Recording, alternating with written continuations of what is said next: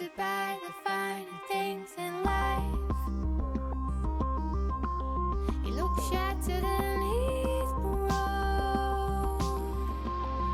and all you have to do is find that guy who's perfect for you, and the fine line between wrong and right. Growing old can mean a new chapter in life, and elderly locals are an important part of every community. So in 2003, a small town on the south coast of England was rocked by a violent crime on one of their own. Burglars breaking into a house when people are asleep is rare, but burglars breaking into a house and murdering somebody so rare is untrue. My husband Eric did not deserve this.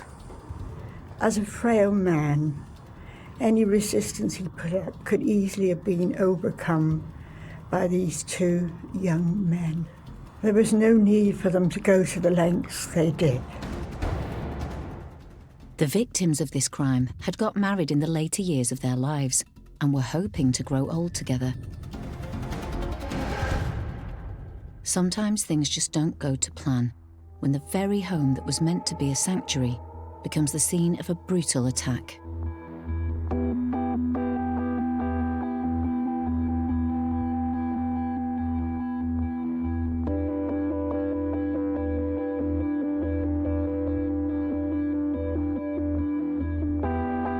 Plymouth is a large city in the southwest of England, the largest city in Devon, a major naval port. From a policing point of view, it's got many different neighbourhoods. Plymouth as a whole is an interesting city because it is a city, but it's a city that's made up of little villages. One of those villages is Plympton, St Maurice. It's a little pocket community, had its own butcher shop, a little pub, a couple of little shops. Lots of families had been in the area for a really long time. And it's fair to say that Plympton is not a high crime area. It's a really tight, close community, and they look out for each other. One of the prominent figures in the neighbourhood was 83-year-old Eric Hingston. He ran the local family butchers in Plympton for many years. Eric had been a very active man. He'd had active war service, and then he'd worked in the butcher shop for many years up until his retirement. He still lived above the shop. He was a very intrinsic part of that community. His son had taken over the shop from him, but he was still a very familiar face. He used to go round to the pub close by. Everybody knew Eric. Eric hadn't always been a butcher. Aged 18, he got his pilot's licence and joined the RAF. Eric had an incredibly interesting past. He was part of a special operations group during the war, which flew covert missions into occupied France. An incredibly dangerous expedition, something that his family were incredibly proud of. In 1950, Eric married his first wife, Jean. They had 2 children together. After the war, Eric set up a butcher's shop, and I think he was 3 shops in the St Austell area. And then after his first wife died, he moved back to Plymouth and bought a shop in Underhill Lane. Eric's wife Jean died in 1982. And here he is, a widower, confronting, life without his life partner. I have no one to share my life with. So that's where we find Eric. So it was widely welcomed a few years later when 62-year-old Eric found love again, this time with 60-year-old widow Audrey. Audrey was friends with Eric prior to the death of the respective partners, and they were just friends. And I think that friendship blossomed, and eventually they married. Of course, both sides of the family had family. Eric had a family, and Audrey had a family, including sons and grandsons and granddaughters. So Eric meets Audrey, who's also a widow.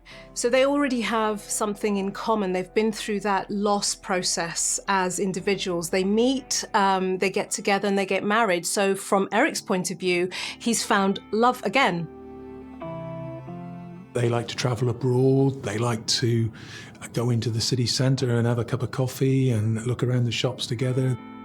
Because Audrey was quite a spry woman and she was very fit for her age. And it's even been said that she wouldn't think twice about walking into Plymouth if she missed the bus, which would be 3 miles perhaps into the city centre. So she was very fit and very sociable. They had an active life and one that they both enjoyed, and a caring relationship. But when he turned 80, Eric's health took a severe downturn. All of a sudden, Eric's got heart problems, he's asthmatic, he's got a catheter, he's had a hip replacement, the car's gone, the social life's disappeared. Audrey's looking after a very sick man. Life changed for the couple following Eric's illness, and Audrey became his full-time carer. All of their future plans went on hold. It meant Audrey changed from a companion to almost a carer. And I think there was quite a change in their life. What happens when one partner gets ill and the other person perhaps takes on the role of carer is there's a shift in the power dynamic. It goes from being equal to I now look after him. So from her point of view, it might have been a very difficult position to find herself in. And I think from Eric's point of view, losing his health in that way may have also made him feel less than in the relationship. Here we are as equals, and suddenly I'm not able to do what I used to do. He may have felt some level of guilt, perhaps, that he can't be the man that she thought she married. But Eric and Audrey seemed determined to make the best of things. Getting out locally as often as they could, they were well known in the area. Neighbour Sean Rouse still remembers seeing them throughout his childhood. You would see them in the morning. You see them, they would be down at the front and you'd see them, you say hello, you know, the usual. They were lovely. Like, they would always say hello. They weren't people that would just ignore you. They were genuine nice people. On Friday 29th of August at 3:45 a.m, a panicked Audrey Hingston called 999. 999, which service do you require? I received a phone call somewhere 4 o'clock in the morning to say that there'd been an incident at Underwood Road, Plimpton. I attended the scene. Audrey said intruders had broken into the couple's flat and had stabbed her husband Eric. He had been seriously wounded. The emergency services responded immediately. Detective Chief Inspector Tony Carney was the senior investigating officer on duty that night.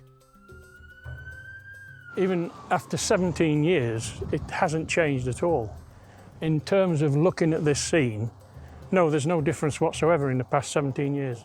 The road was taped off here, and there were police on the barrier, as it were, because they were diverting traffic. I came over to the door here and had a look at it. I noticed that there was no signs of forcible entry to the door, so I knocked on the glass, and funnily enough, it was answered by Audrey, who appeared in a very confused and shocked state. Audrey's life had been torn apart. Her home had been invaded, Eric attacked, and now her home was a crime scene. And I think I was actually a paperboy at the time, had just started. And I just remember walking down from just up there, walking past and seeing all the tape. Audrey, she was a very small woman. She was very neat and tidy. But she was obviously confused. She was upset. She was frightened. And you automatically felt sorry for her right away. And no, I wanted to get her away from the house. Paramedics had got there within minutes, but it was already too late. Audrey said that her husband had been attacked, and that is when we went upstairs to find Eric.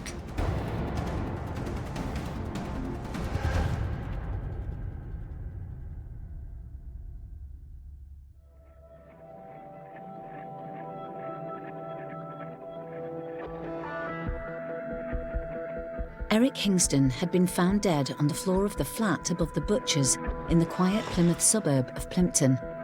his fragile 81-year-old wife Audrey had made the desperate call to police. Eric had been killed by a downward thrust from a long, sharp-bladed instrument. There wasn't a lot of blood at all. Eric was lying on the floor. His head was on a cushion, which I thought was strange at first. But then I saw patches on the floor and realised that he'd been defibrillated. What they hadn't realised, of course, was that Eric had a pacemaker. When the heart stops beating, the pacemaker kicks in to try and start it again, and it gives a sort of a false pulse, if you like. And this is what the paramedics had picked up, and they therefore thought that there was still life in Eric and tried to resuscitate him. Senior investigating officer Tony tried to find out as much as he could from Audrey about what had happened. She was sort of leaning forward, if you like, cringing, confused, frightened, and not absolutely coherent. She was sleeping in a different room to her husband, and she'd heard a disturbance. She went into the room where he was sleeping. She was confronted by two men, two burglars, who, on seeing her, escaped through the open bedroom window, leaving behind a black bin liner by the window with the sort of items that they were intending to steal. What looked like a robbery was now a murder inquiry, and a large police team was assembled, including Detective Inspector Neil Treby. The body was taken to Derriford Hospital, and Audrey was taken by the family liaison officer to her son's address. Now, her son was a retired detective sergeant, and he lived in the city with his family. She needed support. One of the other reasons we wanted to get her out of the house was that unintentionally she could well have contaminated the scene, if disturbed any evidence that there might be. So it was important for us to get her away. Obviously, we'd got work to do. Police arrived at the house to search for any evidence left by the burglars that Audrey had seen.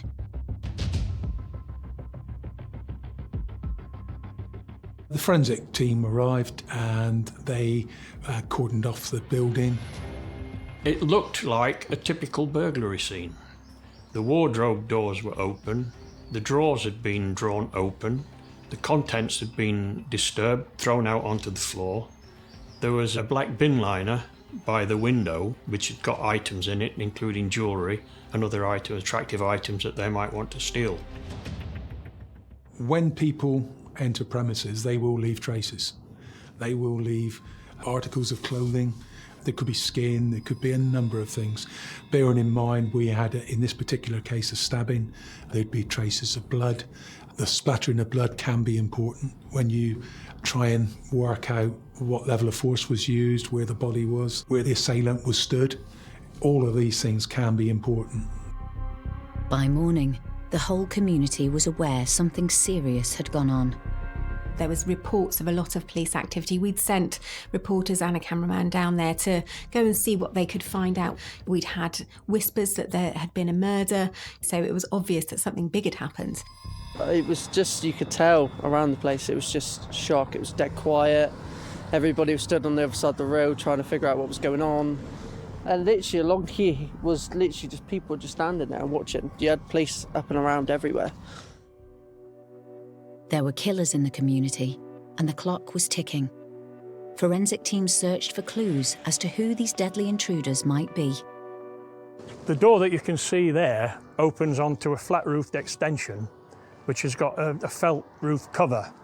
And the window, as on the night in question, 29th of August, would have been open. That's the very window. Open now as it was then. Eric had a medical condition which caused him breathing difficulties. He would often sleep upright in bed with the window open. The burglars would have placed a ladder on top of a wheelie bin and climbed onto that flat roof and then gained access to the bedroom where Eric was sleeping in bed with the light on, window open, something that normally you would think would deter burglars from entering. Burglars breaking into a house when people are asleep is rare. But burglars breaking into a house and murdering somebody in the house is even rarer. And on this occasion, the victim was an elderly man who was bedridden, and there would really be no requirement to murder somebody who was sat up in a bed, because he wasn't a threat, physical threat, he couldn't be. The only possibility is that he would have seen the burglars. And then we got called along to a press conference later on that morning. We were told that there had been a murder, that the victim was an elderly man. At that stage, we didn't know his identity from the police, but of course, from the information that we'd garnered from being on the ground, we realised that it was Eric Hinkston. We were told that he'd been killed by intruders who'd come into the house.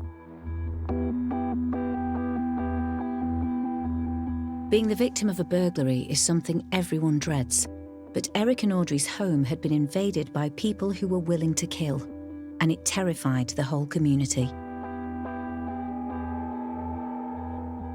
Murders in Plymouth are rare enough, but stranger murders are incredibly rare. And for something like this to happen, particularly to an older gentleman, it caused shockwaves. You know, we were shocked in the newsroom. The whole of the city of Plymouth was shocked. It was all over the news, and that was the first time that I think it really hit me, in the sense that it was so close. Even at that age, you could feel the shock and everything going around. Everybody was talking about it, what was going on. And one thing we wanted to do was A, to obtain information, and B, to provide some sort of community reassurance. And for that purpose, we parked a mobile mini incident room just here where these cars are now, outside the building. It gave people the opportunity to come to talk to the police, to give them information, to receive reassurance from them about the safety of the neighbourhood. When something like this happens, in a community as quiet and peaceful as this, people see burglars and murderers on every corner for several days. Saturday, 30th of August, the day after the attack, Audrey, who was now staying at her son's house, said she was able to give a detailed description of the two intruders. She said that she had a good sight of them before disturbing them and then making off. One of the offenders had a very distinctive appearance, 6 feet 1 inches tall, wearing a deerstalker hat and white trousers, and that she'd seen him around the village on a number of occasions. His partner was a shorter guy, a bit stocky, 5 feet 8 inches tall. One of the first lines of inquiry that the police gave us as the media was that they had these really clear descriptions of two young men that Audrey had seen come into the house and who were responsible for the attack on Eric.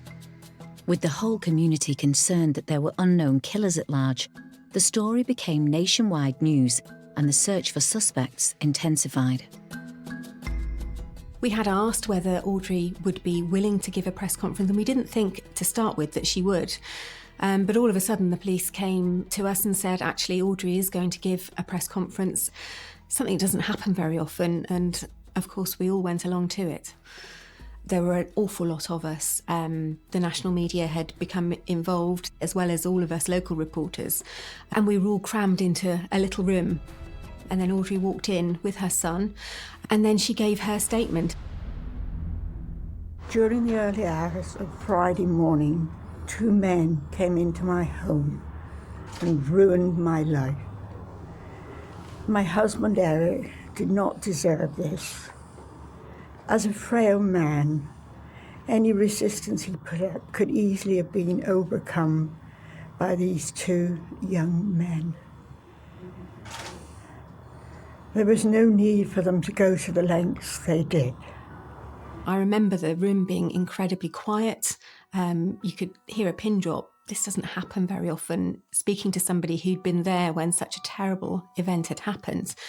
And she was just a little old lady, grey hair and glasses. She looked, like your grandma. Somebody somewhere knows who did this. I ask them, and my family asks them, to please contact the police. If you have any information at all, please pass it to the police. On a personal note, may I thank you for all the love and kindness you've shown us. But please, please do anything you can to help us. Thank you.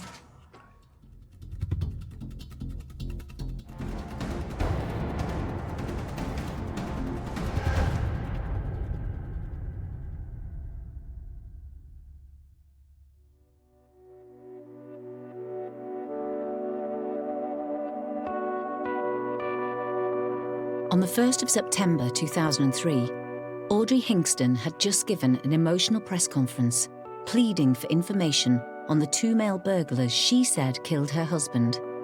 Her detailed descriptions of them had been circulated to the media.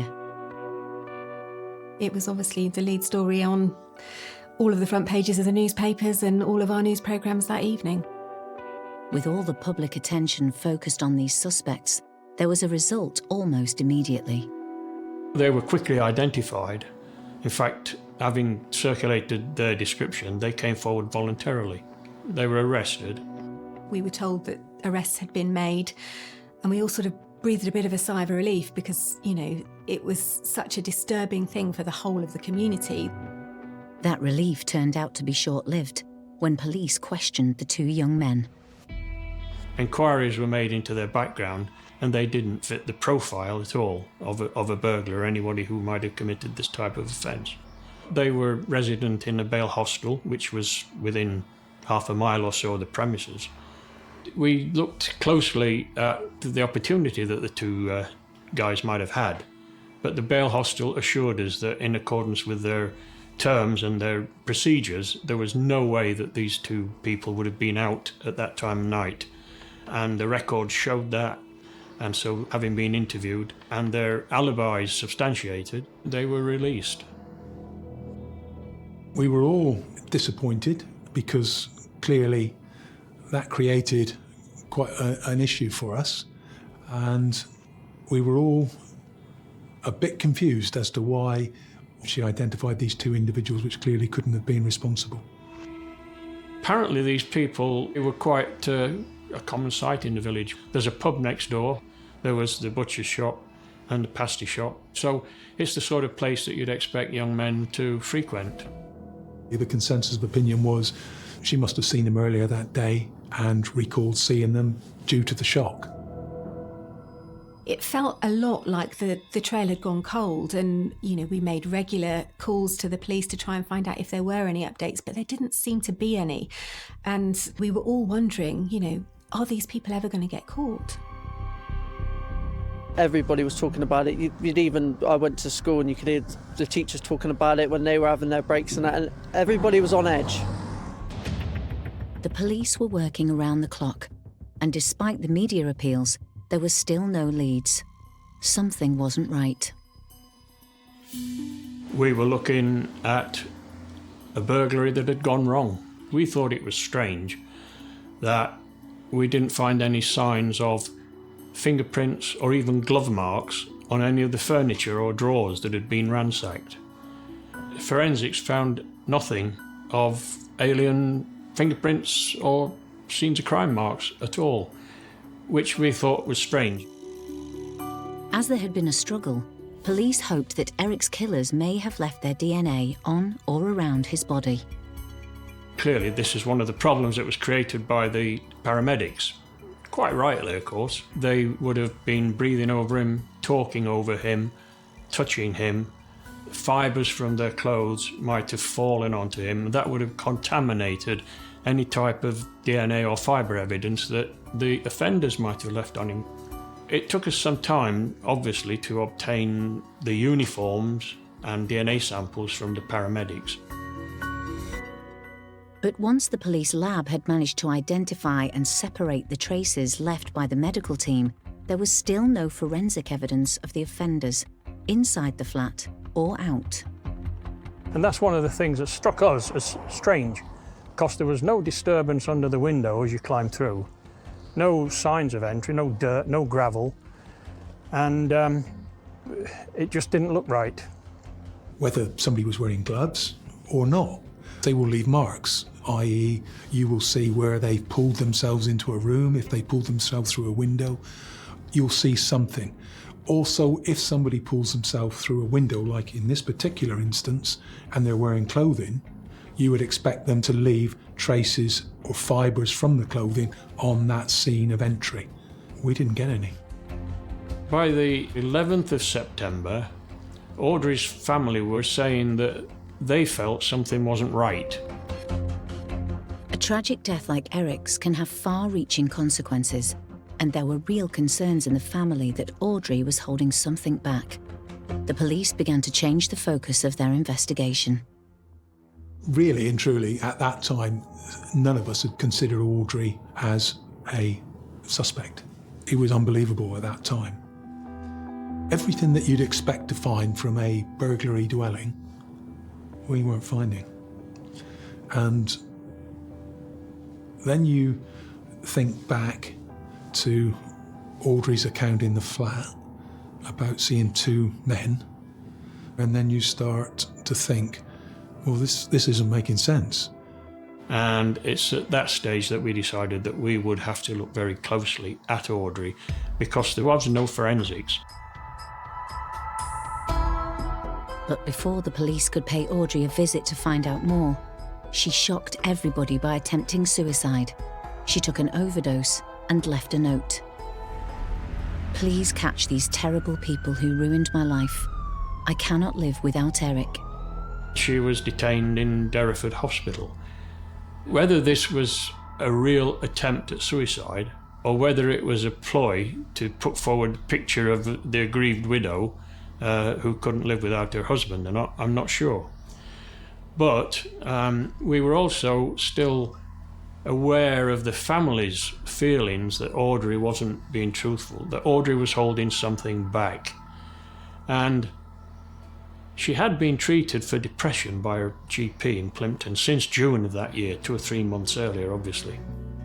Depression can affect someone profoundly. It affects you psychologically, physically. People might have difficulty getting up in the morning. They might struggle with insomnia. They might feel irritable, angry at other times.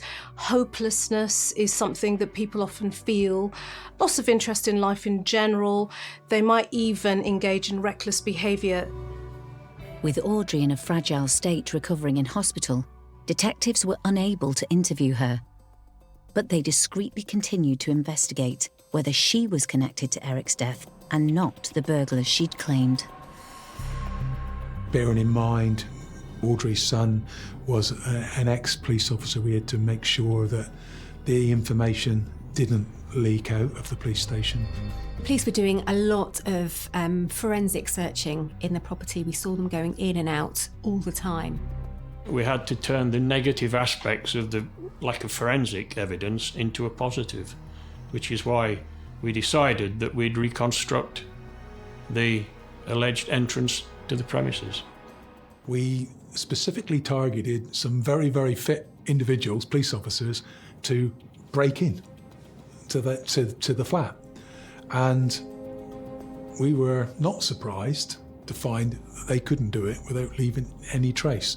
Bearing in mind, they tried to break in without leaving any trace of forensic evidence. They couldn't. That reinforced our beliefs that a burglary was pretty much impossible. Although we'd searched the flat extensively during the early stages, we carried out another search and we found a long 7-inch butcher's knife down the side of the drawers, which is why it had been missed. Eric's post-mortem examination revealed that the cause of death was a single stab wound by a long sharp-bladed instrument which had been forced down past his collarbone, puncturing his lung which had collapsed, and considering his state of health at the time, had led to his death. They found traces of blood on the blade, which were later forensically examined. DNA came back as Eric's, and there were fingerprints on the knife of Audrey's. And strangely enough, just the previous week, she'd asked James Hingston in the butcher shop to sharpen it for her. And so, eventually, we found the murder weapon. On the night of Eric's death, Audrey had called 999 at 3:45 a.m. to report the attack. We located a delivery driver who delivered some goods to the shop at around 2 a.m. the morning Eric was found dead. And he remembered hearing some groaning noises, like somebody was in pain, coming from one of the upstairs windows. Now we know Eric slept in a bedroom with the window open. So he'd probably been stabbed at or just about that time. After the post-mortem, we got some more information around the likely time of death, and that was a lot earlier than the telephone call put in by Audrey to the control room. During this time, Audrey had been opening drawers, scattering their contents around the bedroom, filling a bin liner, possibly even while Eric was lying on the floor, still alive and in great pain. The evidence was now only pointing in one direction, but it was hard to believe that Audrey could have killed Eric. There were still a lot of officers who couldn't accept the fact that Audrey was a suspect. There were still people who just couldn't accept that she could have done it. We had some social workers visit her in hospital, talk to her, and they came back and said something's not right. She wasn't exhibiting any signs of loss or grief. And the social workers picked up on this, as had the family. And so, again, that more or less confirmed our suspicion. On the 7th of October 2003, Audrey was released from hospital and arrested on suspicion of Eric's murder. You did feel that there was a lot of people watching. The other thing to remember is Audrey would have been the eldest female suspect arrested for murder. So it was quite a challenge, and we couldn't afford to get it wrong.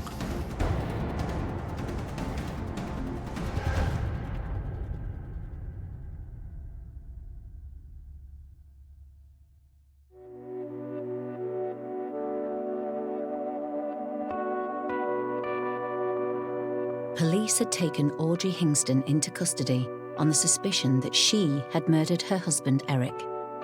They'd found no evidence to back up her claim the crime had been committed by burglars. We'd been calling the police constantly, asking for updates on the case, but it seemed to have gone very, very quiet. And then all of a sudden, one day, we were making our regular police calls, and they said that Audrey Hingston had been arrested. We were all completely shocked to suddenly be told that this 81-year-old lady who'd given that impassioned appeal at a press conference to find the people that had killed her husband, this little tiny old lady with curly grey hair, apparently done something so cold-blooded to the man that apparently was the love of her life. It was really shocking. We were incredulous. What we don't know about Audrey is, who is she? I mean, has she shown sparks of aggressive behaviour throughout her life? We don't know. I think the thing is, seeing somebody as old comes with a stereotypical, they have no strength, they are a particular way. There is a perception that 81 years old is too old to commit crime, be violent, be aggressive. Clearly, that is not true. In her interview at Crown Hill Police Station in Plymouth, Audrey wasn't admitting to anything and came up with yet another explanation. Audrey then decided Eric must have committed suicide. As a result, she ransacked the flat and made it look like a burglary. She identified two men that she'd seen earlier in the day as being responsible for the burglary because she didn't want to embarrass the family. As soon as Audrey changed her statement to police, aware the murder weapon had been identified, her son, a former detective, requested to see his mother in custody. Peter came to the police station. His mother had been in custody some time, and he was with his wife. He wanted to see his mother, and we thought it would be useful if that was allowed. It's not common, but we allowed it. We're at Crown Hill Police Station. This is the custody suite where Audrey would have been at the time she was under arrest. Her son and her son's family came to visit her And they had that conversation with her, and that's when Audrey told her son that she did in fact kill Eric. Any relationship can become difficult or strained, but it's hard to imagine a situation where the only way out was to kill your partner. She apparently fed up of caring for him. See, previously, Eric had been in good health. They had a car, they had a good social life, they travelled out a lot, they visited, local beauty spots, pubs, sandwich, and this had all disappeared. And this is this had caused a depression, and this is what culminated in the murder of Eric. Without speaking to Audrey, we don't know what led to her breaking point. She may have felt frustrated, resentful, stressed, distressed, unable to ask for help, feeling that she'd lost her partner, going through in her mind what might have felt like a living bereavement. This is not the future I'd planned. He's become sick. Instead of going out and enjoying ourselves, he can't do what I hoped he could do with me. And that sense of frustration might have been bottled up until she finally blew. Audrey's family now knew the truth, but police needed an official record of the confession, and this responsibility fell to her son. I then said to him, Pete, I need a statement from you about what your mother said. Are you prepared to give me one? And he said, yeah, I don't want her looking silly. I had a lot of sympathy for Peter and his family. It must have been awfully embarrassing for Peter, and I felt that for him. I had to take my hat off to him because he did the right thing. But it must have been difficult. For Audrey's family, it's incredibly shattering to discover that, their family member has committed such a crime, and they've literally got to rewrite their understanding of that person. It's incredibly painful. Everything you thought you knew about that person isn't anymore. You almost feel alienated from them. Audrey Hingston could now be formally charged with the murder of her husband, Eric. It was such a shock to hear that she'd been charged, but then to find out that she had actually confessed to killing Eric. Well, there was huge disbelief in the community. Nobody could believe that this little old lady could have done something so terrible. Shocked. I was shocked. I think there was a lot of people that there was relief, because obviously at the time it was supposed to be a burglar. So I think, for as bad as it sounds, I think a lot of people were relieved. But there was still that shock that it was so close. I spent a long time talking to Eric's family, to his son and daughter-in-law. They all lived and worked very closely together. They were very upset, very, very upset, particularly thinking about the way that she was willing to point the finger at two young men, give very accurate descriptions of two people who were then picked up and arrested, that she was willing to literally let them take the blame for what had happened. They really feel that she was an incredibly calculating woman.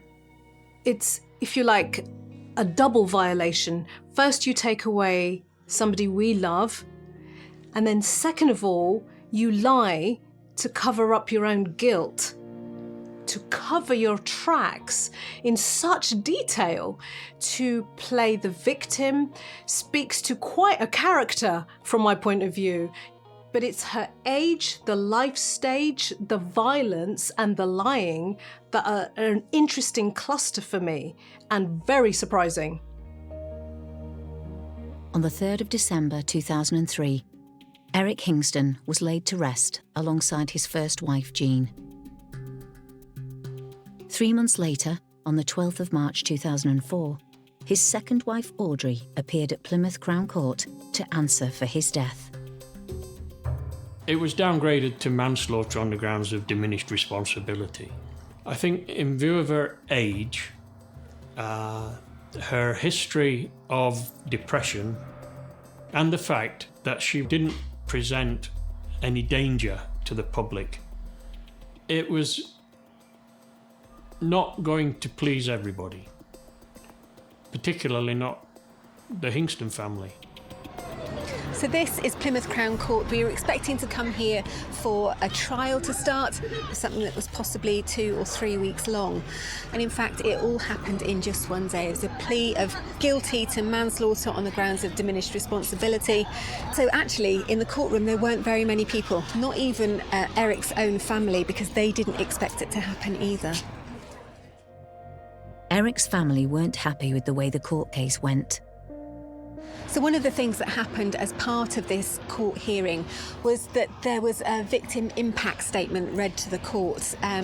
On behalf of Eric's family, Jimmy Hingston gave that statement, but he actually gave it at a time when he still thought that Audrey was a victim. So it was fairly sympathetic to her in the work that she'd done in looking after Eric. If they'd given a different witness impact statement, that was after they found out that Audrey had been charged with his killing, it might have been very different. Audrey Hingston was convicted of manslaughter on the grounds of diminished responsibility and sentenced to 2 years in prison. I think she was very lucky to get away with manslaughter in 2 years. As far as Eric's family are concerned, they felt that the sentence was very lenient. They weren't able to give their say. They weren't even told that it was happening on that day, so they didn't come. They didn't see Audrey for that final time. They did appeal against the sentence to try and get it increased, but it never was. And I think that Eric's family certainly feel that they didn't get justice for him in this courtroom. In 2004, aged 81, Audrey Hingston became the oldest woman to be jailed in Britain. She served 1 year of her sentence before she was released. She died 12 years later in 2016. I've covered an awful lot of murder trials in my time and horrendous cases, but this one has always lived with me.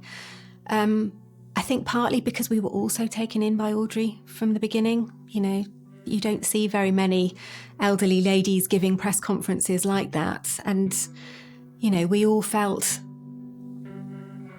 like we'd been hoodwinked by her, I suppose. And in particular, the fact that she only served a year for taking the life of Eric just felt like a slap in the face for the Hingston family. I understand that she was under probably quite a lot of mental pressure. However, if there was a cry for help, ask for help. It's rather extreme to stab your husband when he's asleep in bed.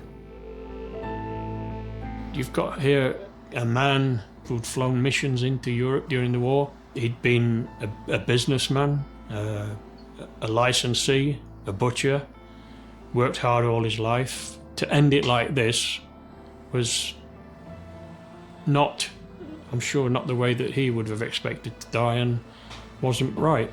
And I don't think he did get justice. No. For Eric and Audrey Hingston, his illness changed everything. And incredibly, the only way out for Audrey was to commit the unthinkable.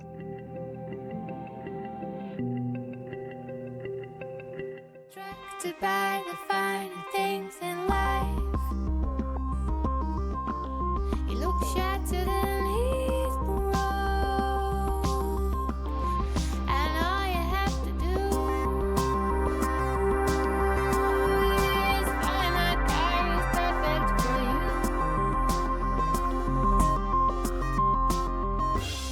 and the fine line between wrong and right.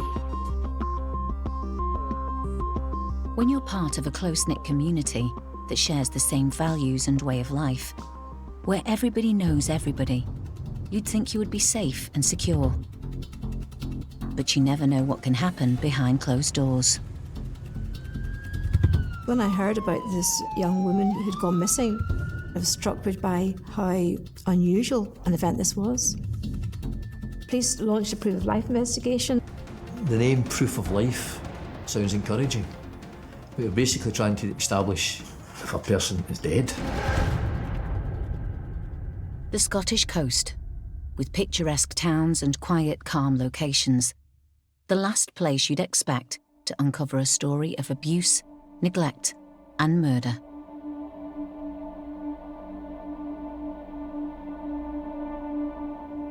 Inverkip, what a lovely location to live in.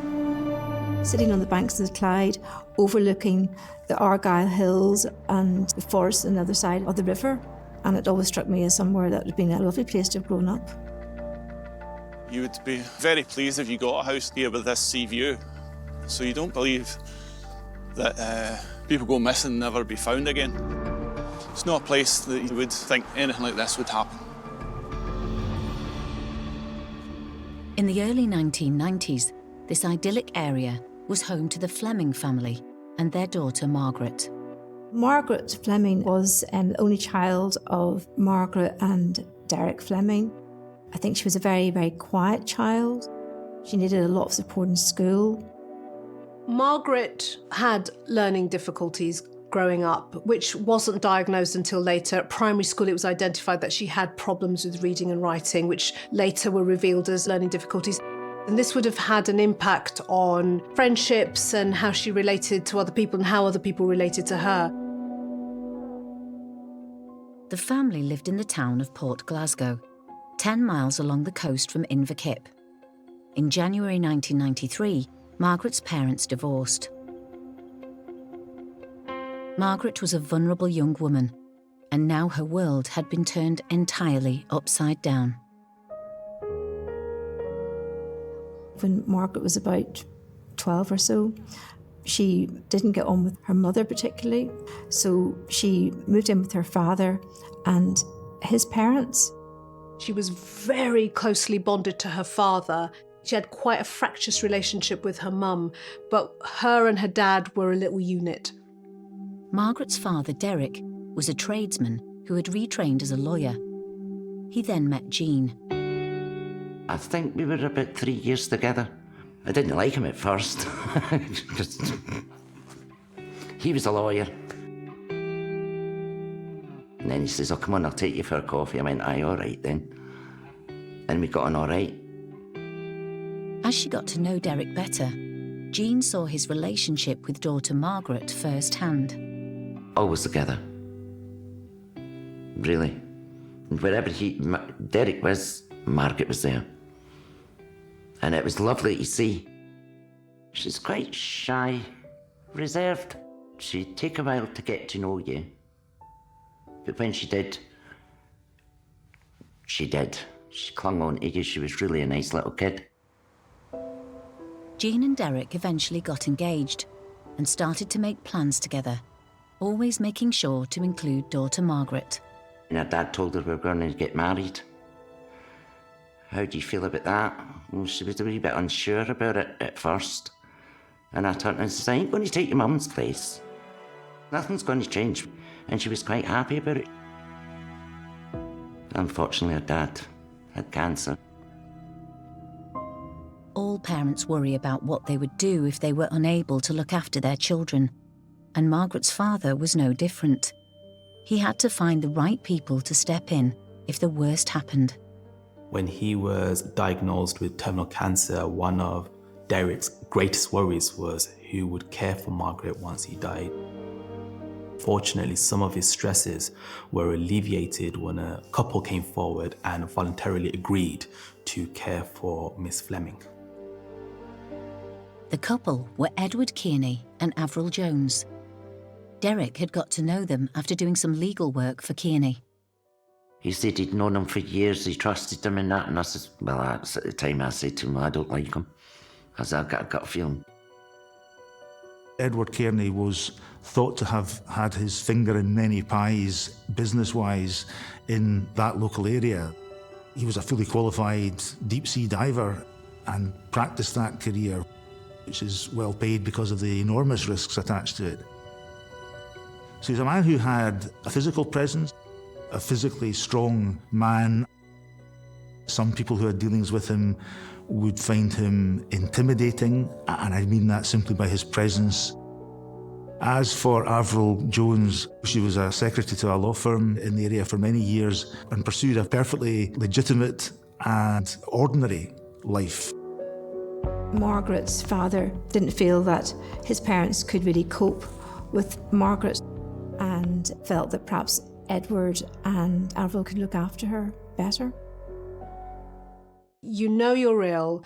You've made a connection with these two people who you've put your trust in, and to give your child over suggests that he really believed that they would take really good care of her and have her back. Derek made the couple Margaret's legal guardians in his will. Sadly, his illness progressed very quickly. We were going to get married. He fell ill, went to doctors, and within 8 weeks, he was dead. From the day he went into hospital, I never went home. I never left. I sat there beside him until he passed away. After Derek's death, while his estate was sorted out, Margaret stayed with family in order to limit even more disruption to her life. When her father died, she was absolutely distraught, really bereft. She had lost somebody who, well, perhaps the only person who really loved her. She went with her grandparents at first. They were devastated when Derek died. It was the only child. It was sad. Margaret, she'd taken it really bad when her dad went away. Both Derek's parents then went into a care home because they were too old to look after themselves. At this point, Avril Jones and Edward Kearney stepped forward to look after Margaret, now 16. Jean had no choice but to let Margaret go. But she was not convinced about the couple. There was an age difference of 18 years between Avril Jones and Edward Kearney.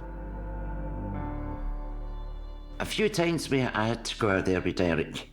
I just didn't like the guy. Avril wasn't that bad, but she was controlled by him. In 1997, 16-year-old Margaret went to live with Edward Kearney and Avril Jones at their home in Inverkip. It seemed Jean wasn't the only person unhappy with the arrangement. At one point, Margaret's mother did turn up to the house and said that she wanted Margaret to come back home and live with her.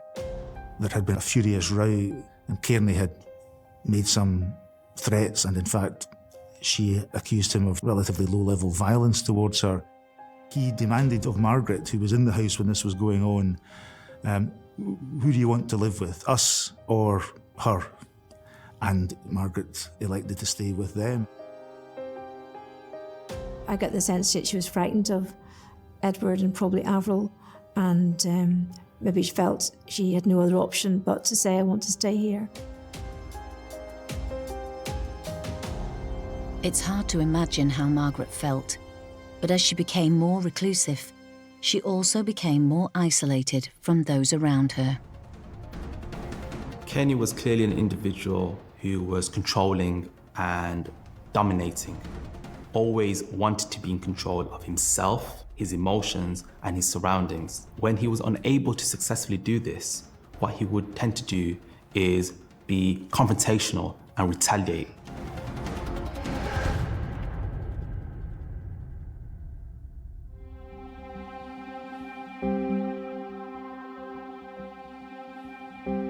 Margaret Fleming had been living with Avril Jones and Edward Kearney since 1997, and they had cut all ties with the teenagers' family and friends. We never had any contact with Margaret, and that was even including Margaret's mother. They said Margaret didn't want nothing at all to do with us. Don't phone the house again, don't get in contact in any way or form. And that's what I done. I used to wonder, would she come and get in contact? Because I still had the same house phone number. I never changed it. She never phoned. There was an occasion at a family celebration when Avril's brother and family had come up to Inverkip, and he heard this horrible moaning sound from within the house as he was speaking to his sister outside in the garden. And looking up and seeing Margaret who appeared to have two lengths of cardboard tubing or guttering, some kind of cylindrical covering on her arms, and clearly distressed. Avril's brother was told the tubing was to protect Margaret from self-harming. Then there was a Christmas dinner where the Joneses family got together, but Margaret wasn't at that dinner. There were photographs taken, but Margaret wasn't in them, which struck me as odd. Would they not be asking, where's Margaret? Margaret appeared to have vanished from sight, and it seemed no one was looking for her. In fact, no one would even inquire about Margaret's whereabouts for almost 17 years.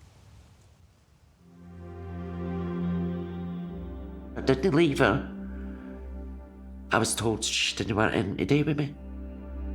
And I wondered what she was up to. Did she get married? Did she have a family? You know. I did think Margaret would have come to me if there was anything wasn't gone right. You know, that she would get in contact with me. She never said. I thought her life was good. Nobody heard from Kearney and Jones till 2016, when the Department for Work and Pensions received a new application for welfare payments from Avril on behalf of Margaret. Avril Jones had been in receipt of benefit as being a carer for Margaret. The benefit system changed, so she had to reapply for a new kind of benefit called personal independence payment. She requested more financial support. In the application, she stated that Margaret needed more care and attention. Margaret would now be 35, and it appeared that in the last 17 years, her condition had badly deteriorated. There was a list of things which indicated that Margaret was literally incapable of looking after herself even for a moment, couldn't be left on her own, she couldn't be trusted. She wasn't allowed into the kitchen where the dogs were because she had been found eating out of the dog's bowl. This raised eyebrows, as you might expect. A local social worker telephoned Avril Jones to find out more. Avril indicated that there was no way Margaret would speak to anyone or attend any appointment to be assessed because she was so terrified of authority and wouldn't leave the house. But the social worker refused to be fobbed off. She went straight round to the house herself without any answer. And at that, the concerns were so great in the mind of the social worker that she made an urgent referral to the police. Late afternoon that same day, the 28th of October 2016, two police officers pulled up in a marked car at Avril Jones and Edward Kearney's home. For obvious reasons, it was important that Margaret be seen and her well-being determined. They were able to see two figures moving towards the door after they had knocked the door. They then retreated, and one person came to answer the door, this being Avril. The officers were given access to the house. They found the most bizarre setup in the house with junk everywhere.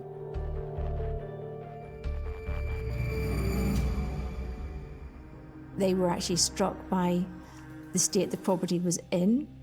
It was a very dilapidated house, very, very run down. They went into the living room with Avril, who had immediately explained that she was the only person in the house and that Edward was out walking with Margaret. Now, the weather conditions were such that that was immediately unlikely. The female officer glanced out of the living room along a corridor which leads to the kitchen and saw, as it turns out, Edward Kearney kind of pressed in against the wall, she thought, as if trying to conceal himself, but able to hear what was going on in the living room. He'd clearly been there the whole time. And so one of the officers then said to Avril Jones, well, is that him there? And she feigned surprise that he was in the house. They asked the question, well, where's Margaret? She's in the kitchen, he said, making a show of opening the door, and then, as if startled and surprised, she's run away. She's gone.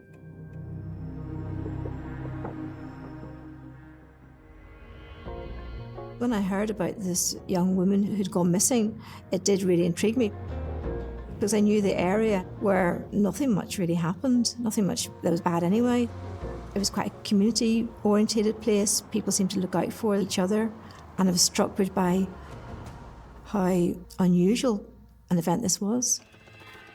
The police had launched a missing persons investigation to look for Margaret Fleming, but soon discovered it wasn't going to be a straightforward case. I would find it very hard to run away anywhere around here, because you've got this main road, which is really dangerous and very busy, and then you've got the sea on the other side.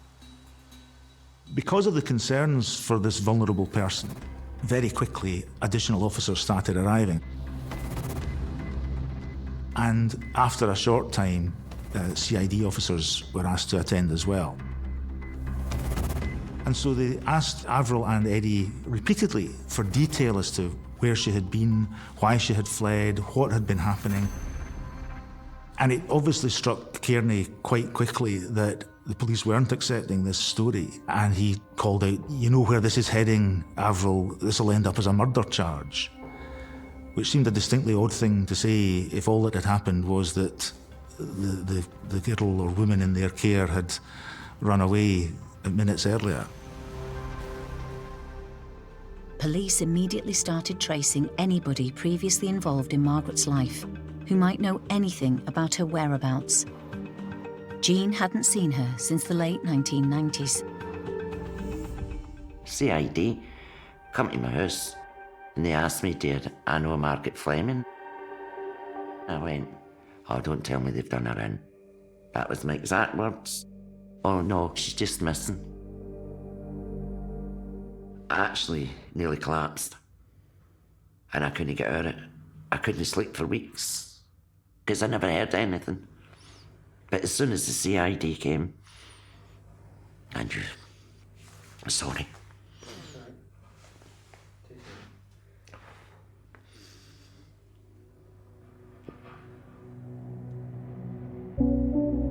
Looking at the state of Jones and Kearney's home, detectives feared clues to Margaret's fate lay inside rather than outside. The condition that that house was in was such, it was unlivable. It was a mess. It was contaminated with all sorts of stuff. What we'd be looking for here would be traces of Margaret in the house. Is there anything that indicates that she'd come to some sort of harm? The detectives searched every inch of the house.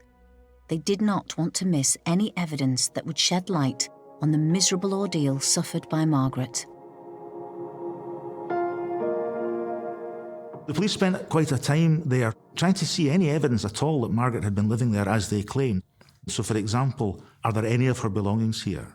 Nothing. Toothbrush, even. No, she carries everything in a bag that she carries with her all the time, according to Avril. They dug the garden, they searched the home, which I think was a very complex operation because the house was just full of rubbish. I think for the first time in Police Scotland's history, they set up a mobile laboratory in the couple's garden so they could test and analyse each item that came out of the house. Everything that was handed over as being Margaret's was either Eddie's or Avril's, and when subjected to scientific examination, revealed no trace of Margaret's DNA. Of all the thousands of objects that they tested, there was no sign of Margaret being there. And that is something that is strange. And that is something that makes you think, has there been cover-up? Or has harm come to her some time ago? There was no forensic evidence to show that Margaret was in that house. But there was evidence from witnesses that speak to her being there, albeit some time ago. And that's important. So she was definitely in that house. She was there, it's just that she disappeared off the radar. And the only people that were there were these two carers.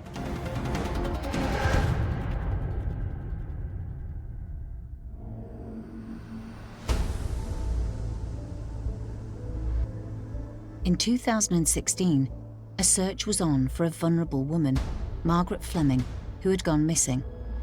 Her carers, Edward Kearney and Avril Jones, told police that she'd only recently run away. But a forensic examination of their house revealed no trace of her living there at all. Police feared a cover-up. Officers carried out an extensive physical search for Margaret and found nothing. But they weren't prepared to give up.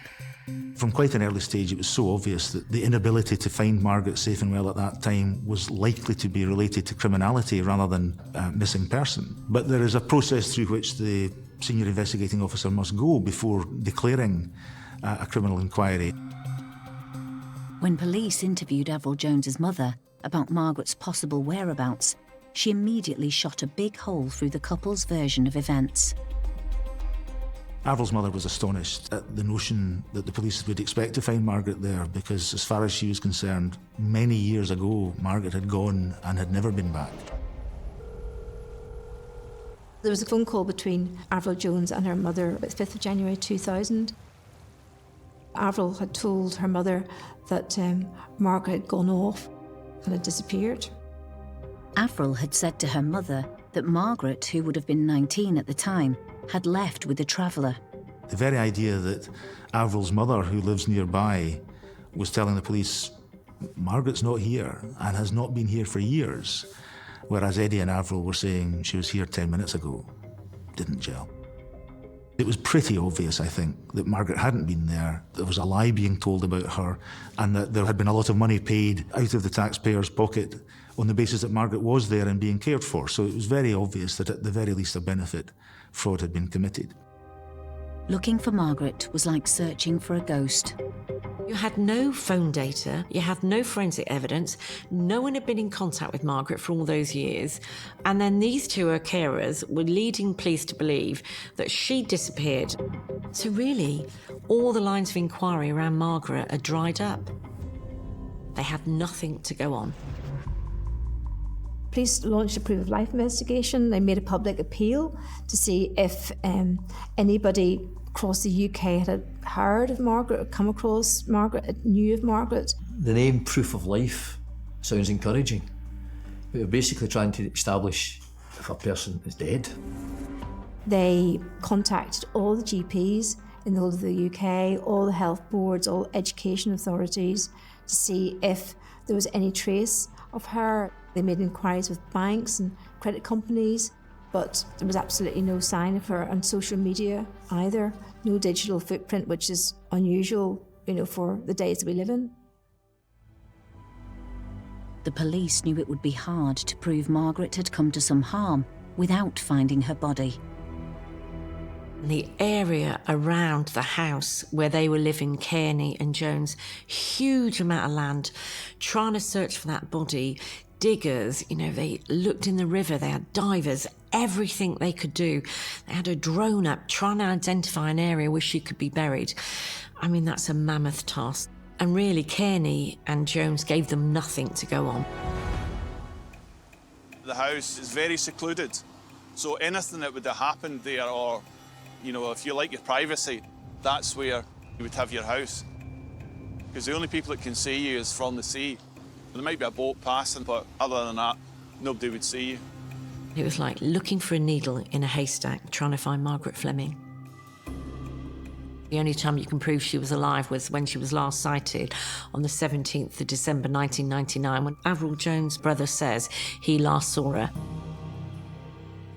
The investigation into Margaret's disappearance made it clear that no one had seen her since 1999, and the only two people that could account for her whereabouts were Kearney and Jones, and their stories weren't adding up. I wouldn't even look at a newspaper. I wouldn't look at nothing because I couldn't. I just crumble all the time.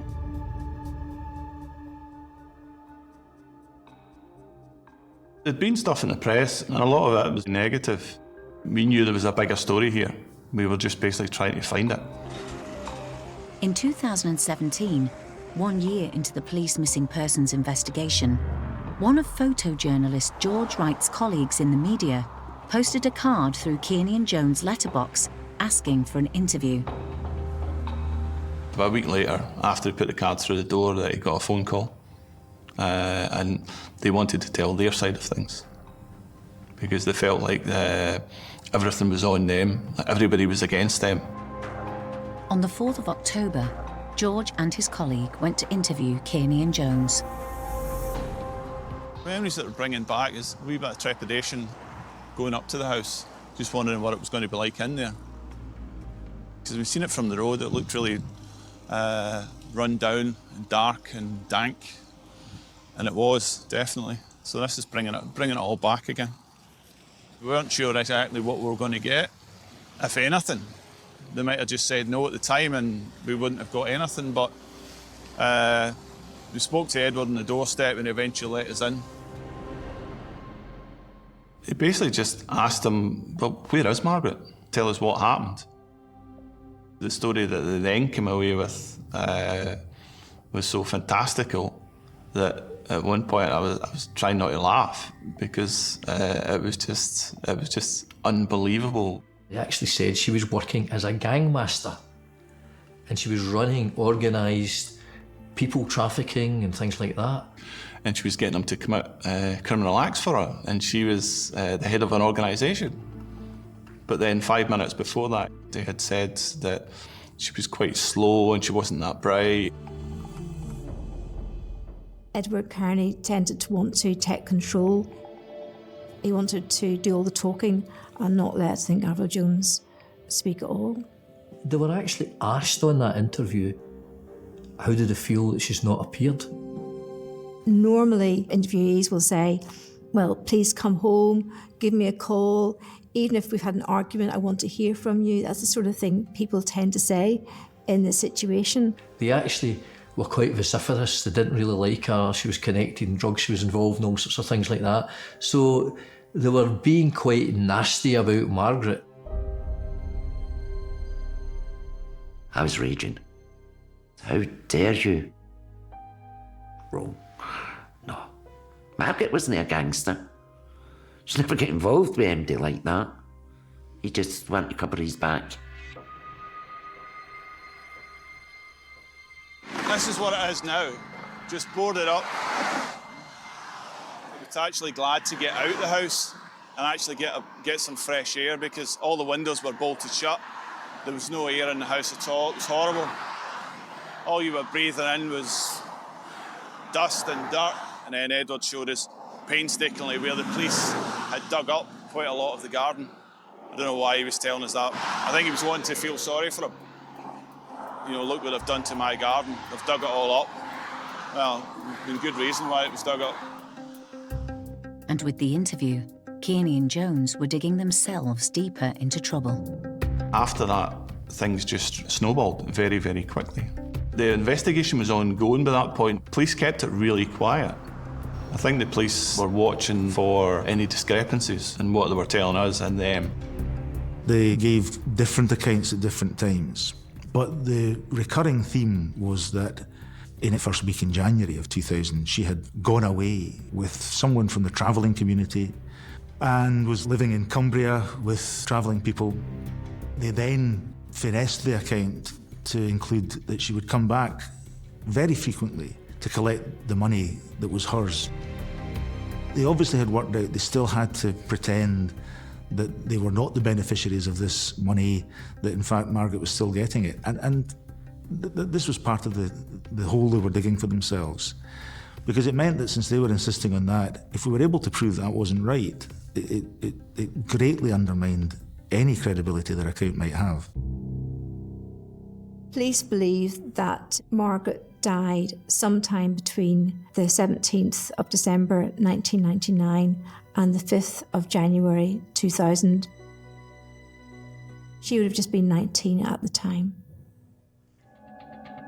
In an attempt to counter this theory, Kearney and Jones produced letters they claimed were from Margaret to prove she had left their house alive and well. Apparently signed and dated between the 9th and 13th of January 2000, the first was posted in Carlisle and the other two were from the Regent Palace Hotel in London. Margaret had difficulties with numeracy and literacy. One of her teachers had said that she had a reading age of about 8 and would really not have been able to write the letters that they said she had written. Spelling and grammatical errors were deliberately generated to give the impression that they had been written by someone who was not very good at writing English. The letters were typed and sent one from the English-Scottish border and 2 from London. The significance of the one from the border is that it would have been on the route that Kearney and Jones would have taken to travel down to London, that they were laying a false trail of letters sent by Margaret to explain that she wasn't coming back. Ironically, Avril Jones's log of another form of correspondence would later back up the police's theory about the period in which Margaret died. Avril Jones kept this Christmas card book, which is a sort of odd thing to do. I don't know anybody else. I've never come across anybody who keeps a Christmas card book. And she would tick off people who had sent her cards, but also who she had sent cards to. And there was a tick on Margaret's name for 1997, 1998, 1999. But after that, there was no tick for any year subsequently. With the investigation cranking up the pressure on them, Kearney and Jones were about to crack. They were ready to go. Kearney and Jones were about to board a train. They had a large sum of money. They were going. The heat was on them, and they were heading on a train down south when they were arrested by the police.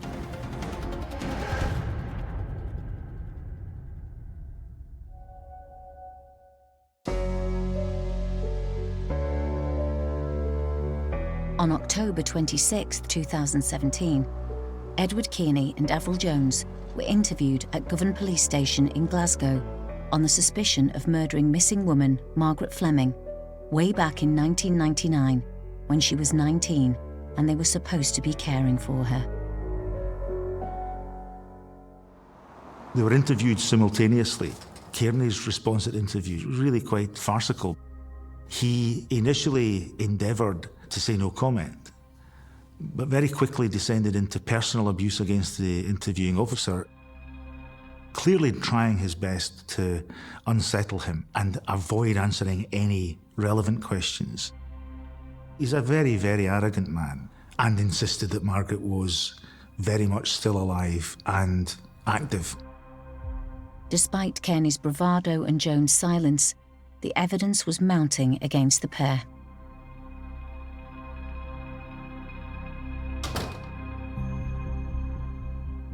Avril, on the other hand, maintained no comment answers, but became upset a couple of times and insisted, for example, that Eddie knows where Margaret is. That was quite a telling point. But when tested or probed on the truth of what was happening with her benefit money, for example, and how often she would collect it, she was unable to be convincing at all about those sort of details.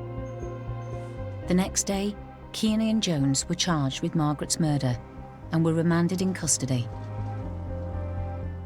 As the news broke, the public was shocked as to how the couple had managed to hold their dark secret for 17 years. People were really horrified about what had happened. There was probably a sense of guilt in the small village of Inverkip that Margaret had lived there, had disappeared, and nobody realised. She never had a chance, did she?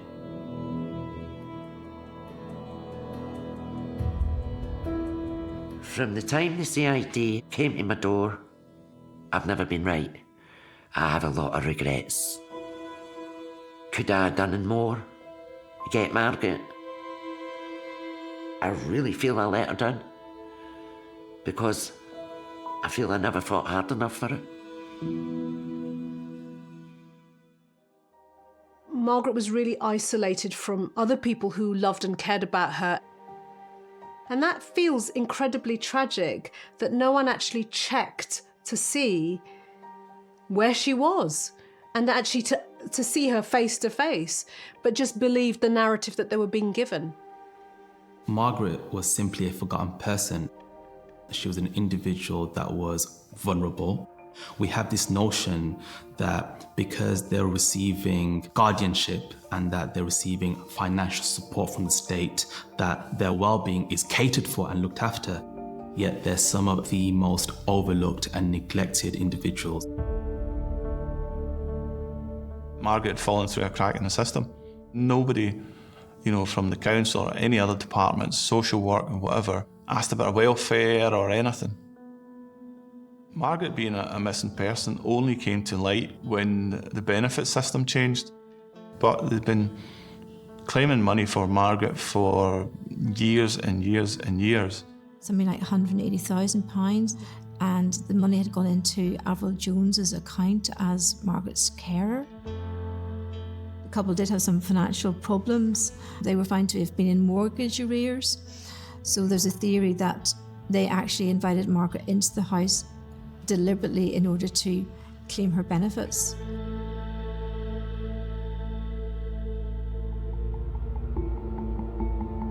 A person who is able to lie so elaborately about the killing of someone is clearly an individual who has depersonalized and dehumanized the victim. They consider the victim as an object. As such, they've been able to objectify their killing for just money.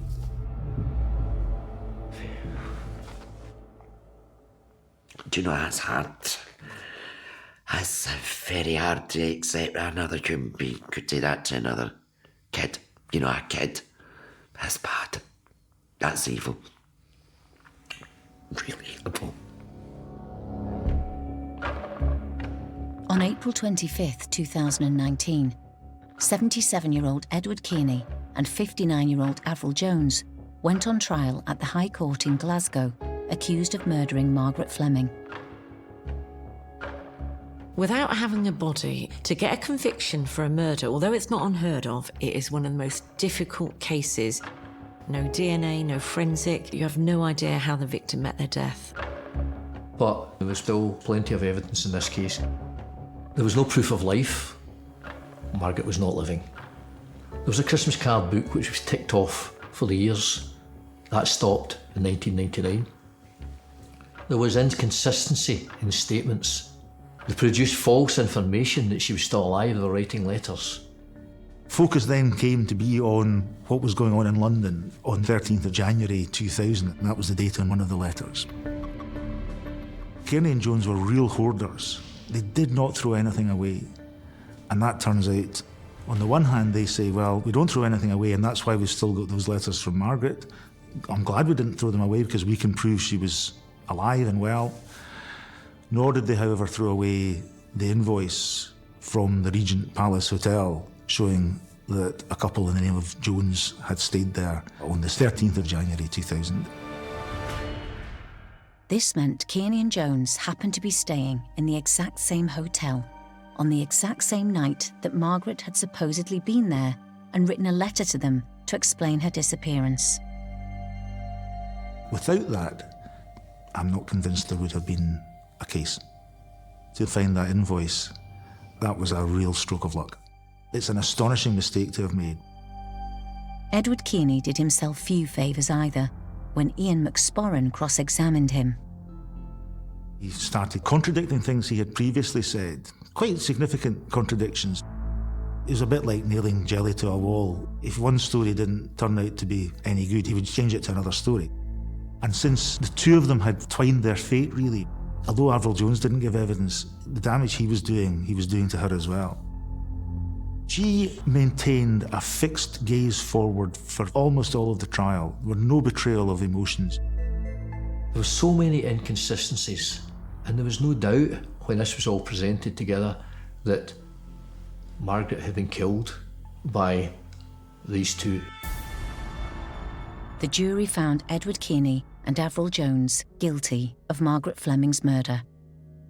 Both were also convicted of perverting the course of justice, and Jones was additionally convicted of fraudulently claiming £182,000 in benefits. The reality is, criminal geniuses are very few and far between. The jails are full of people who aren't as clever as they thought they were. Jones and Kearney were each sentenced to life imprisonment with a minimum term of 14 years. They've never admitted to murdering the young women they were supposed to be looking after. And Margaret's body's never been found.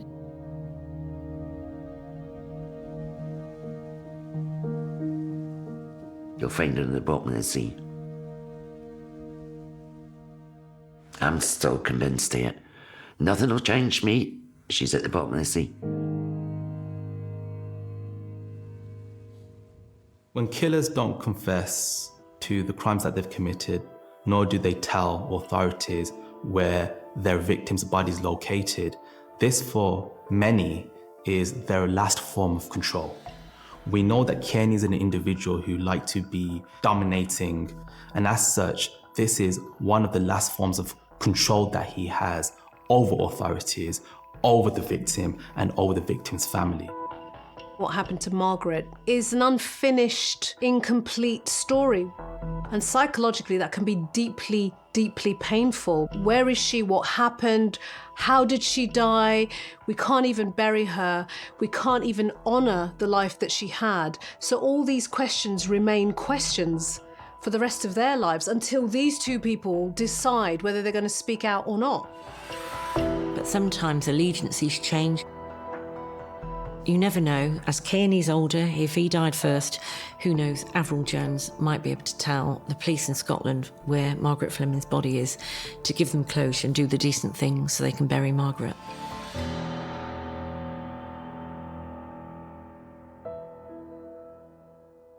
Margaret's story is heartbreaking.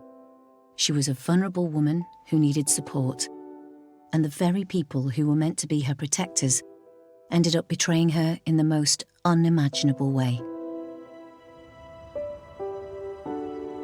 Margaret came from Port Glasgow. I want to get a bench to be put up in the shopping centre and get a plaque put on it for her so that she'll never, ever be forgotten. I wanted to bring her up as mine. She'd have had a good life.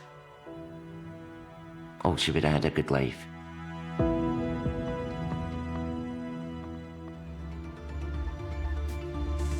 Distracted by the finer things in life.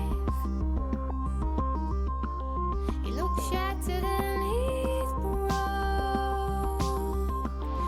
And all you have to do is find that guy who's perfect for you.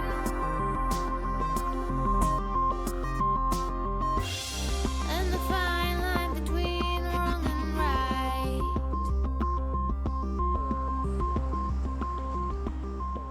The old saying goes, your home is your castle.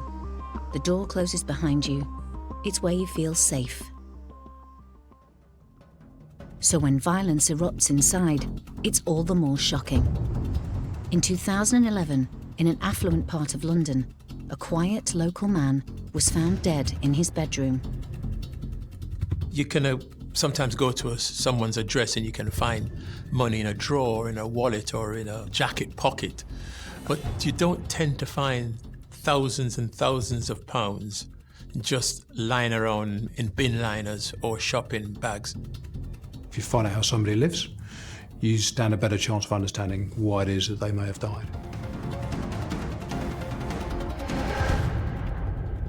When you live alone and you need help, you often have no choice but to let others into your life and home.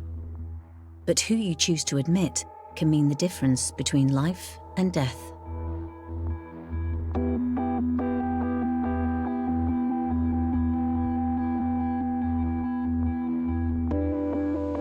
Brook Green is, I would say, an affluent area.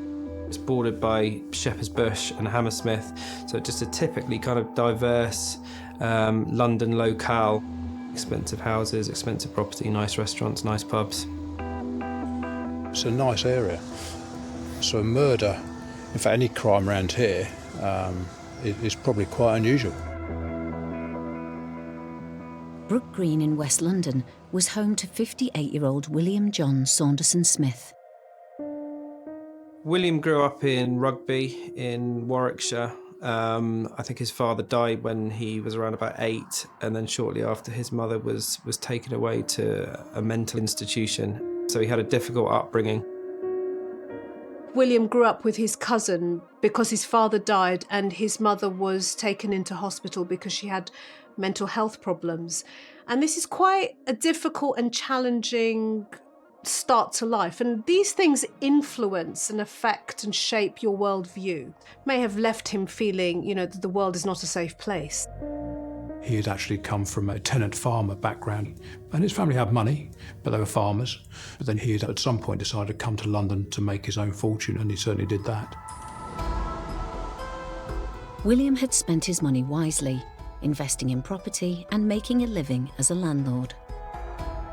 He had a large portfolio of properties that he was renting out, particularly or primarily in the West London area. Majority of the properties that he was renting out in the London area, they were normally to Aussies or to Kiwis.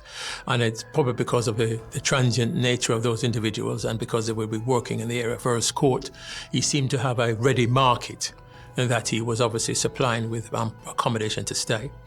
He was obviously a wealthy individual. While William was well off, it seemed he was not so comfortable with the outside world, and there was no sign of really close relationships.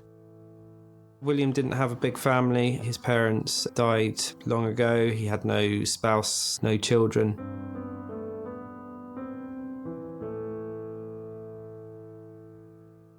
William had had a difficult start in life, so unsurprisingly, he kept his life private.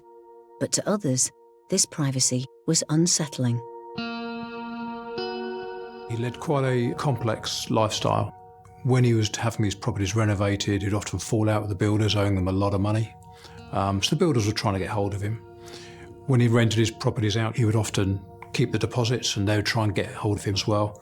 So it was quite a complex character in that he owed a lot of people a lot of money, but he made it very difficult for them to track him down.